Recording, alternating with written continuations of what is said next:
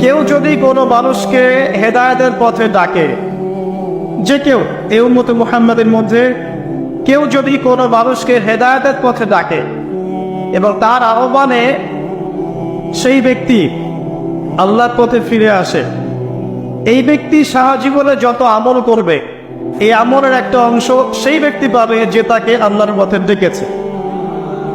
এটা হচ্ছে আল্লাহর পথে দাওয়াত দেওয়ার ফজিলত। মনে রাখবেন, তাকদীর আল্লাহ পাক আপনাকে আমাকে সৃষ্টি করার 50,000 বছর আগেই লিখে ফেলেছেন। অতএব এটা নিয়ে বিভ্রান্ত হবেন না, হতাশ হয়ে যাবেন না এবং আমল ছেড়ে দিয়ে বসেও থাকবেন না। সাহাবীরা বলেছিলেন আমরা কি আমল ছেড়ে দিব? নবীজি বলেছেন না, বরং তোমরা আমল করতে থাকো। যাকে যে জন্য সৃষ্টি করা হয়েছে পৃথিবীতে তার কাজ সেরকমই হবে ইনশাআল্লাহ। আরে বোকা মানুষ, এই পৃথিবীতে মানুষ স্বাধীন নয়। এই পৃথিবীতে কোনো মানুষই স্বাধীন নয়। মানুষ কিভাবে স্বাধীন হতে পারে? এখানে পৃথিবীতে যতদিন থাকবে মানুষ আল্লাহর দাসত্বের মধ্যে থাকবে। যে মানুষ নিজেকে স্বাধীন মনে করে সে শয়তানের তাবেদারি করে। এই পৃথিবীতে কোনো মানুষই স্বতন্ত্র স্বাধীন নয়, বরং আল্লাহ পাকের দাসত্বের অধীনে সে পরাধীন। সূরাতুল মুলক যে ব্যক্তি রাতের বেলা তেলাওয়াত করবে, কোন সূরা ভাই? তাবারাকাল্লাযী বিয়াদিহিল মুলক ওয়া হুয়া আলা কুল্লি শাইইন কাদির। এই সূরা যে ব্যক্তি রাতের বেলা করে তেলাওয়াত করবে ইনশাআল্লাহ সূরা মুলক কবরে তার সাথে থাকবে এবং কবর আযাব থেকে সূরা মুলক তাকে বাঁচাবে ইনশাআল্লাহ।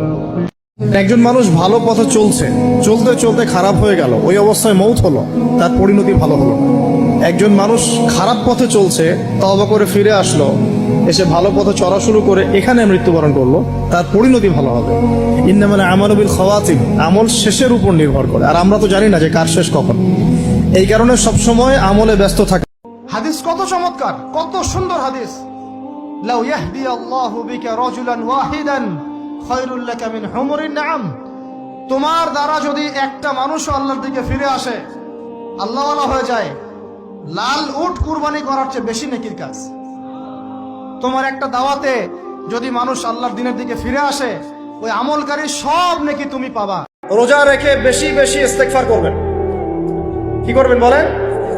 রোজা রেখে বেশি বেশি ইস্তেগফারের সবচেয়ে ছোট্ট বাক্যটা হচ্ছে আস্তাগফিরুল্লাহ ওয়া আতুবু ইলাইহি। কি বললাম বলেন? আস্তাগফিরুল্লাহ ওয়া আতুবু ইলাইহি। এইটুকু পারা যাবে না? দিনে কমপক্ষে 100 বার। কতবার? দিনে কমপক্ষে 70 বার বা 100 বার। দিনে কমপক্ষে 70 বার বা 100 বার। আরো বেশি পারলে আরো ভালো। একটা দিন অপচয় করবেন না। একটা দিন আপনার জন্য অনেক কিছু। এখন একটা দিন আপনার জন্য অনেক কিছু। আপনি এক পা কবরের দিকে চলে গেলেন, দুনিয়ার মোহটা থেকে বের হয়ে আসেন।